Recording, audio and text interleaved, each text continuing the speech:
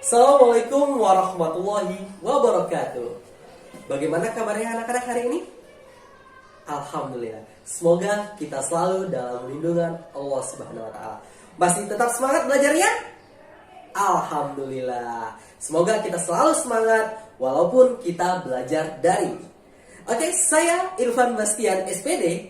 Kali ini saya akan membawakan materi IPA kelas 7 di semester 2 tentang interaksi makhluk hidup dengan lingkungannya.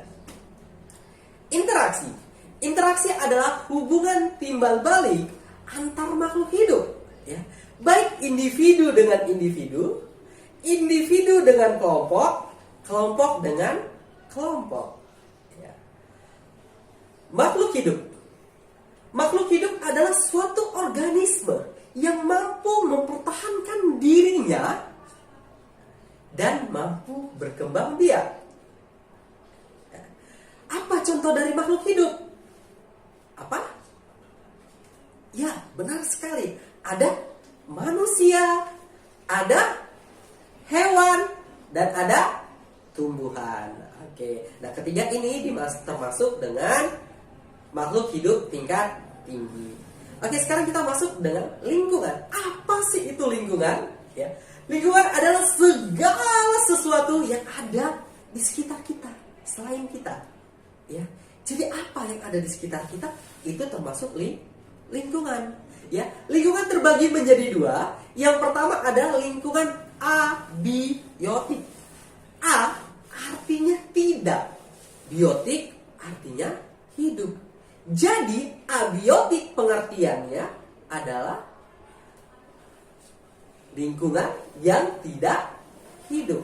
Contohnya apa? Contohnya ada air, matahari, ada tanah, dan lain sebagainya. Yang tidak hidup itu dikatakan sebagai lingkungan abiotik. Sekarang ada lingkungan biotik. Ya. Biotik adalah lingkungan yang hidup. Apa itu lingkungan yang hidup? Lingkungan hidup yaitu adalah semua makhluk hidup. Oke. Nah, sekarang kita masuk ke materi selanjutnya. Peran organisme. Peran organisme ada apa? Itu ada autotrof. Apa itu autotrof? Autotrof adalah makhluk hidup yang mampu menghasilkan makanannya sendiri. Apa makhluk hidup yang mampu menghasilkan makanan sendiri? Yaitu adalah tumbuhan. Benar sekali, ternyata anak-anak Bapak sudah cerdas-cerdas semua ya. Tumbuhan juga dikatakan sebagai produsen. Kenapa? Karena tumbuhan merupakan energi yang paling banyak. Ya. Dari mana energi itu didapatkan? Dari proses fotosintesis. Benar sekali. Foto artinya adalah cahaya, sintesis artinya memasak. Jadi, fotosintesis adalah proses memasak menggunakan energi matahari atau energi cahaya matahari. Sama halnya seperti orang tua kita mau masak makanan, ya. Mereka juga memerlukan energi panas. Dari mana energi panas itu didapatkan? Dari api maupun dari listrik. Ya, kalau mama kita masak sayur biasanya menggunakan kompor gas. Nah, panasnya itulah yang membuat makanan tadi menjadi masak. Fotosintesis memerlukan apa? Apa saja sih yang diperlukan oleh fotosintesis? Yaitu ada CO2 atau bisa kita kenal dengan karbon dioksida. Dari mana CO2 ini didapatkan? Dari hasil pembuangan pernapasan manusia dan hewan. Kemudian CO2 ditambah dengan H2O. Apa itu H2O?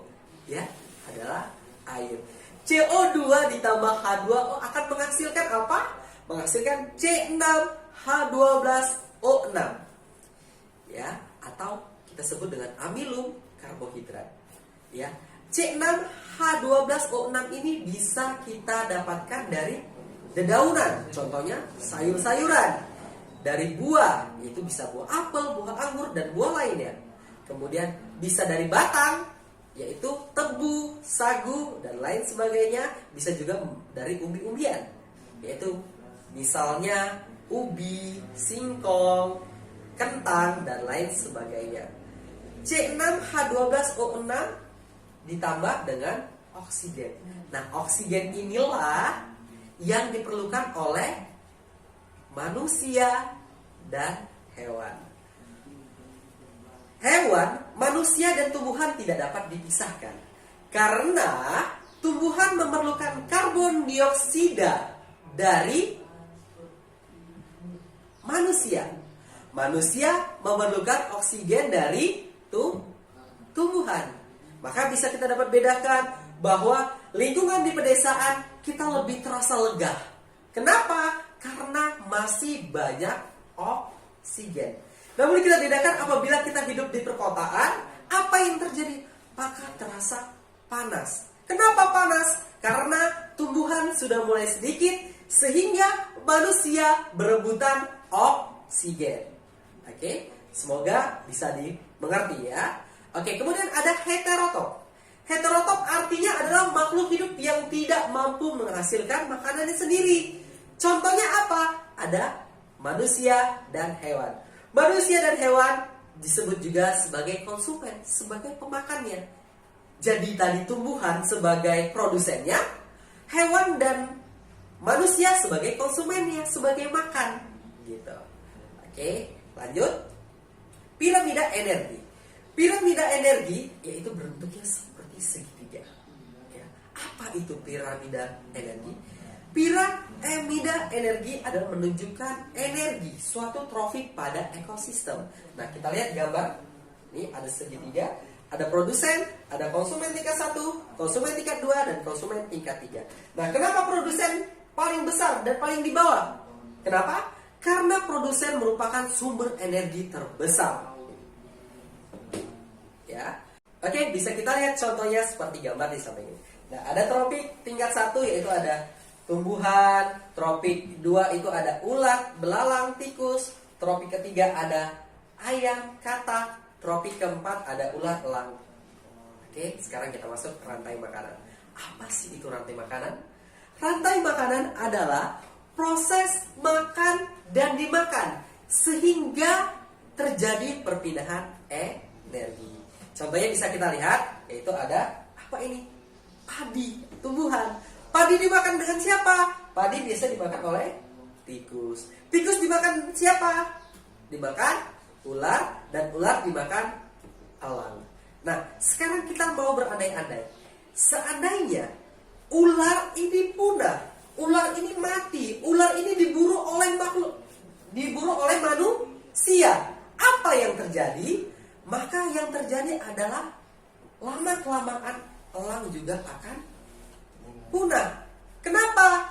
Karena yang mau dimakan udah gak ada lagi, udah habis diburu oleh manusia. Kemudian peluang kedua adalah tikus semakin banyak. Kenapa? Karena sudah tidak ada lagi yang memakan dia. Oke, sekarang kita lanjut ke jaring-jaring makanan. Jaring-jaring makanan adalah gabungan 2 atau lebih dari rantai makanan. Oke, untuk lebih pahamnya bisa kita perhatikan gambar berikut ini. Bunga sepatu dimakan ulat, ulat dimakan burung pipit dimakan elang. Kemudian ada sawi, sawi dimakan tikus, tikus dimakan elang. Sawi dimakan ulat, ulat dimakan burung pipit dimakan elang. Nah, di sini kita tampak bahwa jaring-jaring makanan ini merupakan gabungan dari rantai makanan. Oke, semoga mengerti ya. Sekarang untuk memperdalamnya, silakan kerjaan latihan soal berikut ini. Ya. Perhatikan komponen biotik di bawah ini. Ada ayam, ular, belalang, katak, rumput, ulat, dan elang. Soal pertama adalah buatlah 3 rantai makanan berdasarkan komponen biotik tersebut. Yang kedua, buatlah 1 jaring-jaring makanan. Yang ketiga, buatlah 1 piramida makanan.